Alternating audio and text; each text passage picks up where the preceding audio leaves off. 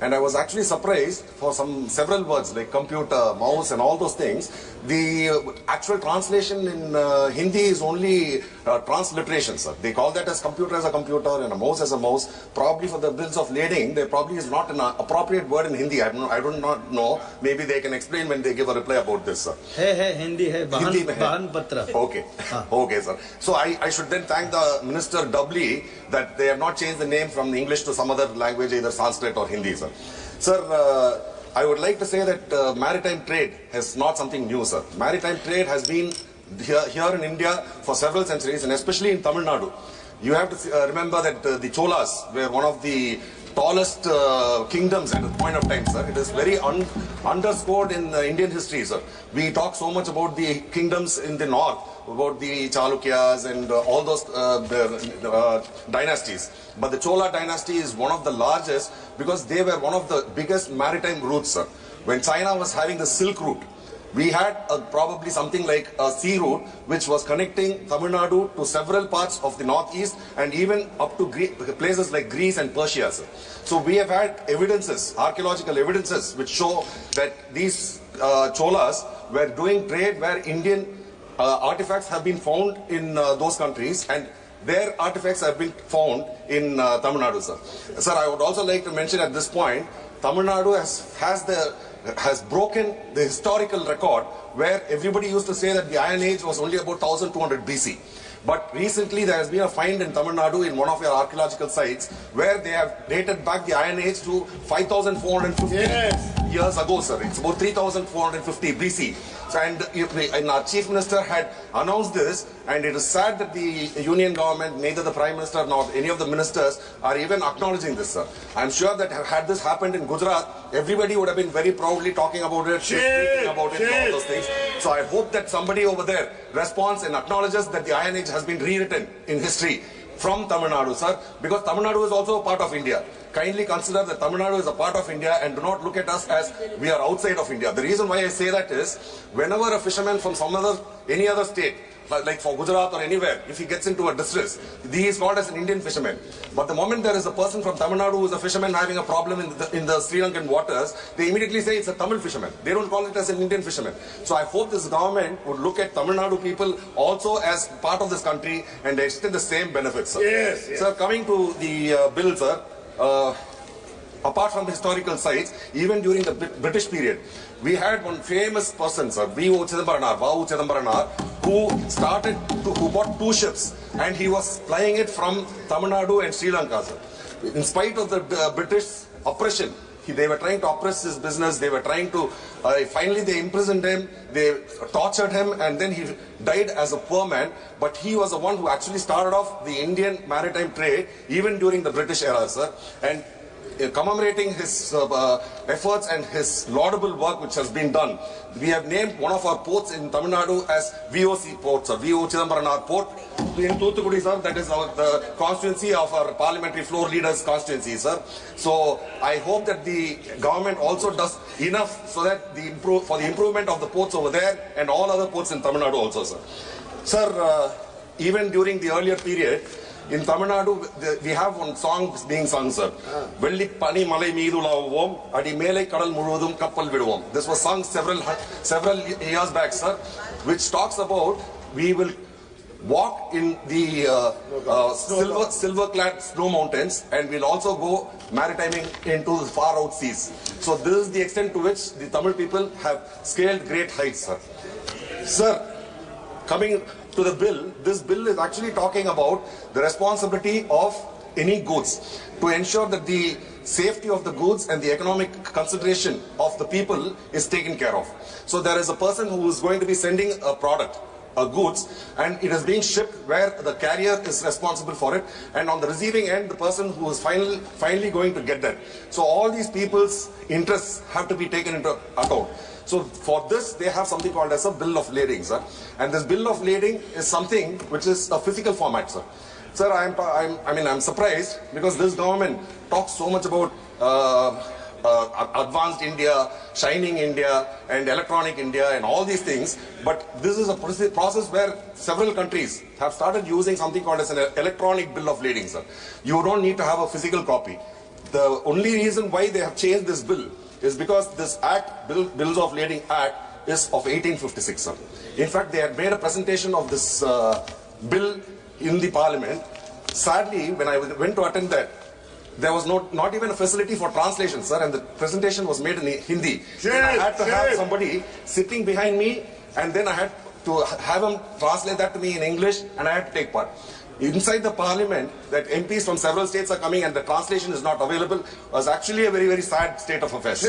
So after that, I went and complained to the Honorable Speaker also, and he assured that in future that all Parliament meetings which are held inside the Parliament, they will have translation services provided. And even when the officials were presenting, I went through the bill and I asked them, what is the purpose for changing this, this bill? Why are you bringing this new bill? They said, sir, there is no change excepting the year in which it is being made. It was 1856 and now this is 2024. Other than that, there is absolutely nothing which is of any significance or importance, and there are no new provisions. एक panel member आदरणीय मंत्री जी ने अपना introductory speech में इस bill का क्या किस कारण से why this bill has been taken into consideration. This was well spoken by the Honourable Minister when he was giving his introductory speech. You were not supposed to be here at that time. So you please listen to him carefully, and then, but what you have talked in his chamber, it is not to be mentioned here. You talk about the bill. Yes, please go. No, you did not understand what I am trying to tell you. Okay. No, you please play it. Sir, I was not referring to the minister's speech at all. I was only stating that the person who had made the presentation, you can ask, it is all video recorded, sir. It is available on YouTube even today. You can go and see, you can see Minister, the interactions. you have to check it. The officials are the ones who gave me this reply when I inquired about this. You have to check it. Honourable Minister. Yes, please. Just a minute. Honourable Minister, just a minute. Respected Sir, actually in this regard, whatever presentation was made, it was all being done by our senior officials, and all the queries, whatever Honourable Member of Parliament raised, it was effectively addressed. And I believe that's the provision was created there and comfortably done. I don't see any controversial issue to be raised out of this kind of this thing. But if you look, if you respected like a member of Parliament, please, respected member of Parliament, please let us stick to the provisions of the statute. I think that would be better. Okay. Thank you. Honourable member, please. Just a minute, please. I am allowing him. Please, my honourable member, just. Koni please. Sir, why is the chair speaking for the treasury benches? You are supposed to protect us. I am allowed. For the treasury benches? No. You are representing us also. No. You are representing this chair us is for also, all. Sir. Yes, that is exactly what Honourable we say. member, Veeraswamy, honourable member. You are the custodian of the... Sir, yes, I know him. Sir, I will clarify the misunderstanding. Okay. No, sir. Sanjay, sit down, Sanjay. Sir, you had assumed that I was not here when the minister made his presentation. I would like to correct that I was here when the minister had made his presentation. But you did not understand what I was trying to say. What I was trying to say was that during the meeting over there, the officials, they told us that there is no change in the provisions or any of the content other than the year in which it is being done. So I asked them, is it because it was during the colonial period that this bill was brought, that this act was brought, that they are changing it, and they just laughed. So I'm just wanting to highlight. I truly understand what you have said. I truly understand. But if any member, when the meeting was going on, when any officers speaks like this, just clarify, Honourable Minister, I have given the scope to clarify his stand. No other intention is there. Please. Veeraswamy, please.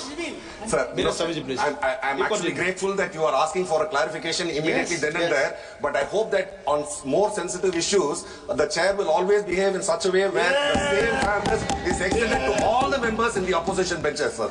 So because we have found that several times, though we keep screaming, even if we come to the middle of the well and we keep screaming that that none of these are being addressed, sir. Most of the time we are being ignored, and usually it is the protocol of the house. When the house is not in order, the house will not run, sir. But here we find that several times, like even if there are 50 MPs inside the well and shouting, the house is running comfortably where the person in the chair is not at all bothered about this. In fact, this morning also. Please come to the point. No, sir, you brought me here, sir. I was actually going in a different path. हर दिन well में आते हैं sir, हर दिन well में आते हैं और हर दिन शोर शराब करते हैं, रक्कस करते हैं। ऐसे इनका हिसाब से जाता है तो पार्लियामेंट चल ही नहीं सकते। हमको तो गवर्नमेंट बिजनेस भी है और जो कुछ भी वो लोग बोलते हैं वो भी हमको सुनना है। हम सुनने के लिए आते हैं। Thank you, Mantra. We are only following your precedent, sir. What we are following what you did when you were in opposition. The same democracy you want. And we are trying to follow the same thing, sir. We are not doing anything undemocratic, sir. We are not doing anything undemocratic. Please come to the point. You started it, sir. You started. No. It should be clear for all. Sir, you have to understand. Yeah. Tamil people are people where we are of the belief and faith that wherever we go, every one of them is a relative. They are all related to us. So this is the saying with which Yadam Ure Yavarum Kelir.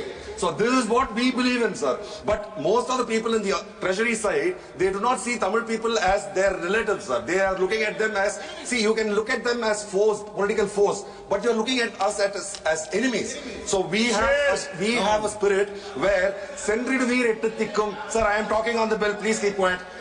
Sendriduveer Ettathikum, This enemy will be example. Sir, can I? The enemy is not unparliamentary. No. The enemy is not unparliamentary. He can speak. How can that be? You please. He will speak. He is capable enough to speak. You please sit down. He is capable enough. As I was saying, sir, we are. Enemy is not unparliamentary, sir. Please बैठिए Sir, I have already explained, I will say that again, sir. Sendriduveer Ettathikum Kalaichchelvangal Konarninga Serthi, which actually translates to go in all 8 directions and get whatever wealth you can. When we say wealth, we are not only talking about economic wealth, sir. We are talking also about knowledge. So we are willing to learn from others, sir, from everyone. We are willing to learn, and we also hope that you people will learn certain things from us, sir. So we would like to say that we have a lot of things which are precious to us. One of them is language, one of them is culture, one of them is the way we eat, the way we dress, everything we respect, sir. We hope that the treasury benches will give the same kind of a respect for each and every person. I am not saying for my person, sir. I am talking for all the states in India. I think they should be given a free and fair way of carrying on with their culture, their food practices, and their education system. Everything should be given to them, sir. In fact, if you want to go talking about that, I can keep going on and on. Sir, I will come back to the bill, sir.